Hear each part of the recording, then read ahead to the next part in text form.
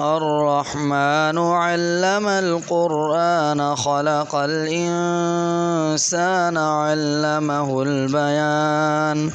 الشمس والقمر بحسبان والنجم والشجر يسجدان والسماء رفعها ووضع الميزان ألا تطغوا في الميزان وأقيموا الوزن بالقسط ولا تخسروا الميزان والأرض وضعها للأنام فيها فاكهة